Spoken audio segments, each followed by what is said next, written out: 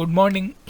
आपका एक बार फिर से स्वागत है, सुस्वागत है आपके अपने YouTube के चैनल में। और आज का वीडियो है फोटोशॉप वीडियो सीरीज का एपिसोड नंबर 13 मेरा। इससे पहले के फोटोशॉप सीरीज के एपिसोड में हमने नेविगेटर पैनल के बारे में जाना था, और आज की इस वीडियो में मैं आपको बताऊंगा कि फोटोशॉप में हम मल्टीपल डॉक्यूमेंट में एक साथ कैसे काम कर सकते हैं, वर्किंग विद मल्टीपल डॉक्यूमेंट्स, और कई सारे डॉक्यूमेंट को एक साथ कैसे हैंडल कर सकते हैं। उससे जुड़ी हुई बहुत ही काम की बातें और यूजफुल टिप्स मैं आपको अब बताऊंगा, जो कि आपको पता होनी चाहिए। तो चलिए बिना टाइम वेस्ट किए आज का ये वीडियो शुरू करते हैं। तो दोस्तों, मैंने एक डॉक्यूमेंट को यहाँ पर ओपन किया है। इस इमेज को आप यहाँ पर देख सकते हैं। तो मैंने जैसे कि बताया कि इस वीडियो में हम बात करेंगे मल्टीपल डॉक्यूमेंट के बारे में। तो चलिए मैं यहाँ पर एक और इमेज को अभी ओपन कर लेता हूँ।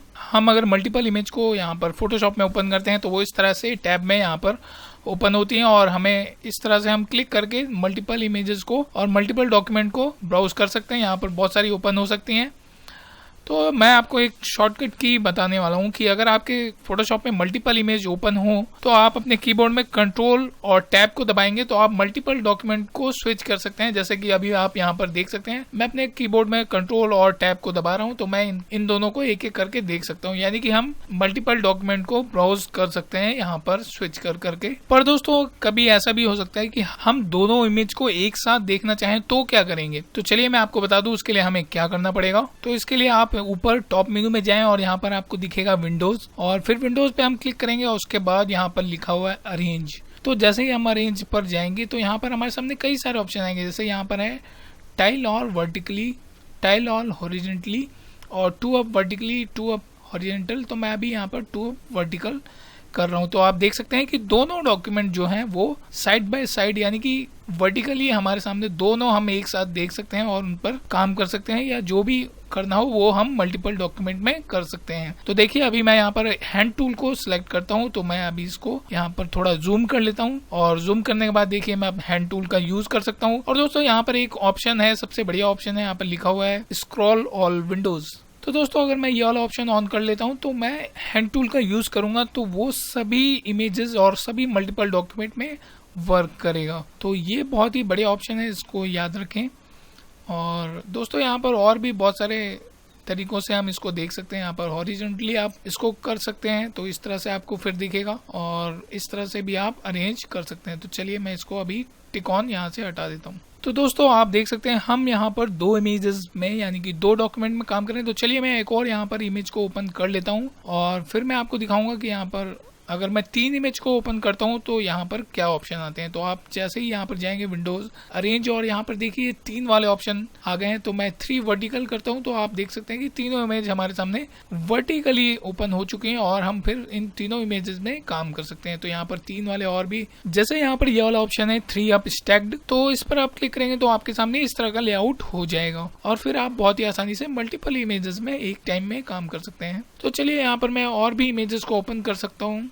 तो यहाँ पर कई सारी इमेजेस ओपन हो गई हैं, और मैं यहाँ पर जाता हूँ विंडोज अरेंज, और मैं यहाँ पर ऑप्शन सेलेक्ट करता हूँ टाइल ऑल वर्टिकली। तो आप देख सकते हैं सारी इमेज जो है वो वर्टिकली अरेंज हो गई हैं। तो यहाँ पर और भी ऑप्शन है, जैसे हम यहाँ पर अरेंज में जाकर अगर मैं हॉरिजेंटल वाले ऑप्शन को सिलेक्ट करता हूँ टाइल ऑल हॉरिजेंटली, तो आप इसको हॉरिजेंटल वे में भी अरेंज कर सकते हैं। यहाँ पर और भी हमें बहुत सारे ऑप्शन मिल जाते हैं, जैसे यहाँ पर 6 अप लिखा हुआ है। तो अगर मैं इस पर क्लिक करूंगा तो आप देख सकते हैं कि मेरी जो लेआउट है वो इस तरह का हो गया है, और मैं एक टाइम में 6 इमेजेस में बहुत ही आसानी से काम कर सकता हूँ। तो दोस्तों, यहाँ पर एक चीज मैं और आपको बताना चाहूंगा कि अगर आप यहाँ पर इसका जूम रेट देखें, वो यहाँ पर है 68.3, और इसका है 68.3, यहाँ पर है 146, और उसके ऊपर यहाँ पर है 214% जूम है, ये वाली में 195% जूम है। तो यहाँ पर सारी इमेज जो है वो डिफरेंट परसेंटेज में जूम है। तो अभी मैंने एक जूम टूल को सिलेक्ट किया है, और यहाँ पर मैं अगर ये वाला ऑप्शन सिलेक्ट करता हूँ जूम ऑल विंडोज, और उसके बाद अगर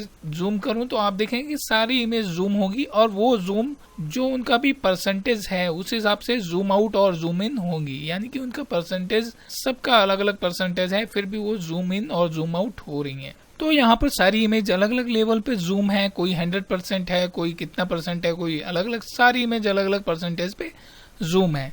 तो दोस्तों, एक जो ऑप्शन मैं आपको बताने वाला हूँ, यहाँ पर आप जाएंगे विंडोज में और फिर अरेंज में, और यहाँ पर नीचे आप देखेंगे यहाँ पर लिखा हुआ है match zoom, match location, match rotation, match all.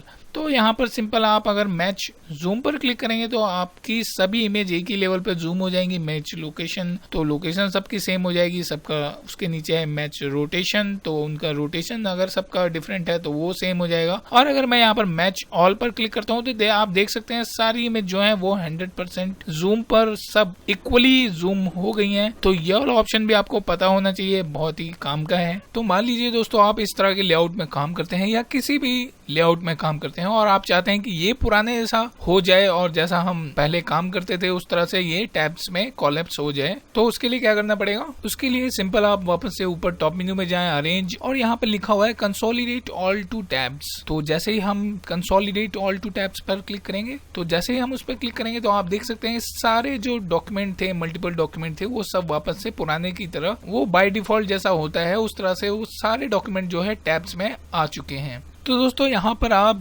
सारे टैब्स को देख सकते और आप किसी भी टैब को ऐसा ड्रैग करके उसका ऑर्डर भी चेंज कर सकते हैं। और आप अगर किसी टैब को इस तरह से ड्रैग करेंगे तो वो फ्लोटिंग विंडो में भी आ सकता है।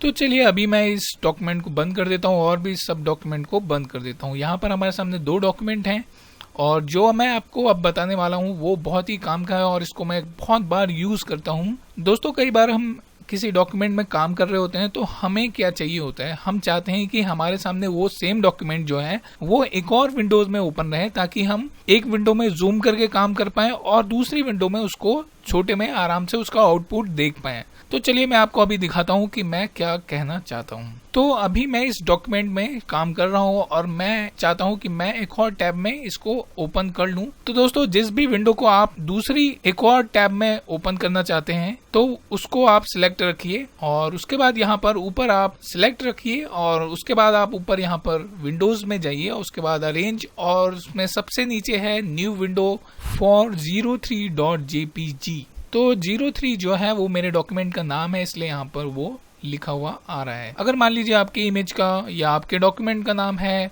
इमेज 01, तो यहाँ पर लिखा हुआ आएगा न्यू विंडो फॉर इमेज 01। तो दोस्तों मैं यहाँ पर अभी क्लिक करूंगा न्यू विंडो फॉर 03। तो दोस्तों आप देख सकते हैं मेरा वो वाला डॉक्यूमेंट नए टैब में ओपन हो गया है। तो इस टैब को मैं नीचे की तरफ ड्रैग करके इसको फ्लोटिंग विंडो में कर लेता हूँ ताकि मुझे काम करने में आसानी हो। तो आप देख सकते हैं कि मैंने सेम डॉक्यूमेंट को 2 विंडो में ओपन कर लिया है और आप दूसरी विंडो को जूम करके काम कर सकते हैं और उसका जो आउटपुट है वो यहाँ पर साइड में दिखता रहेगा, या फिर आप उस पे काम करें, इसमें देखें आप किसी भी विंडो पे काम कर सकते हैं, एक पे काम करें एक पे अपडेट होता रहेगा। तो चलिए मैं आपको यहाँ पर कुछ जादू करके दिखाता हूँ और मैं यहाँ पर इस बंदे को यहाँ से हटाने वाला हूँ। तो आप देख सकते हैं मैं इस वाली विंडो पे काम कर रहा हूँ और उसका आउटपुट जो है उधर साइड में देख रहा हूँ। तो मैं यहाँ पर जूम करके भी काम कर सकता हूँ और मुझे फिर बार बार जूम आउट करके अपने आउटपुट को देखने की जरूरत नहीं पड़ेगी, वो मैं साइड में उसका आउटपुट देखता रह सकता हूँ। तो दोस्तों आपको आइडिया हो ही गया होगा कि आप इसका यूज कहाँ पर कर सकते हैं और ये कितना यूजफुल साबित हो सकता है। तो दोस्तों अभी आप देख सकते हैं कि मैंने यहाँ से उस बंदे को गायब कर दिया है और आप देख सकते हैं कि मैं यहाँ पर जूम करके काम कर रहा था, कुछ भी कर रहा था और फिर उसका आउटपुट मैं यहाँ पर आसानी से साइड में देख सकता हूँ। तो ये भी बहुत ही अच्छा तरीका है और मैं भी इसका कई बार यूज करता हूँ, है ना। तो चलिए मैं इसको अभी बंद कर देता हूँ। तो ये भी काफी बढ़िया ऑप्शन है दोस्तों। अब मैं लास्ट चीज आपको एक और चीज और बताने वाला हूँ। तो आप यहाँ पर देख सकते हैं हमारे पास 2 इमेजेस हैं, यानी कि 2 डॉक्यूमेंट ओपन है। और अब मैं जो आपको बताने वाला हूँ वो ये कि आप किसी भी डॉक्यूमेंट से किसी भी लेयर को दूसरी विंडोज यानी कि दूसरे डॉक्यूमेंट में कैसे कॉपी कर सकते हैं। तो दोस्तों आप देख सकते हैं कि मैंने इस हॉट सी गर्ल का एक न्यू लेयर बना लिया है और मैं इस लेयर को दूसरे डॉक्यूमेंट में ले जाना चाहता हूँ। तो सबसे पहले मैं उस डॉक्यूमेंट को साइड में ओपन कर लेता हूँ। तो आपको पता ही होगा कि हमें क्या करना है। उसके लिए हम सिंपल ऊपर वापस से विंडोज में जाएंगे, अरेंज में, और मैं यहाँ पर सिलेक्ट करूंगा टू अप वर्टिकल, क्योंकि मैं अपनी इमेजेस को साइड बाय साइड देखना चाहता हूँ। तो जैसे ही मैं उस पर क्लिक करूंगा तो आप देख सकते हैं दोनों डॉक्यूमेंट साइड बाय साइड आ गए हैं। लेके जाऊंगा तो उसके लिए मैं यहाँ पर सबसे पहले मूव टूल को सिलेक्ट करूंगा, उस डॉक्यूमेंट को सिलेक्ट करूंगा जिससे उस लेयर को मुझे दूसरे डॉक्यूमेंट में ले जाना है। तो उस लेयर को आप, तो ये वाली लेयर है, इसको मुझे दूसरे डॉक्यूमेंट में ले जाना है। तो मैं इसको सिलेक्ट करूंगा और फिर इसको ड्रैग करके दूसरे डॉक्यूमेंट के ऊपर छोड़ दूंगा। तो वो इमेज क्या है कि दूसरे डॉक्यूमेंट में भी कॉपी हो जाएगी, यानी कि दूसरे डॉक्यूमेंट में भी आ जाएगी। तो आप देख सकते हैं कि मैंने उसको दूसरे डॉक्यूमेंट में भी कॉपी कर लिया है। तो इस तरह से आप किसी भी एक डॉक्यूमेंट से दूसरे डॉक्यूमेंट में लेयर को बहुत ही आसानी से ले जा सकते हैं और फिर जो भी आपको करना है वो आप कर सकते हैं।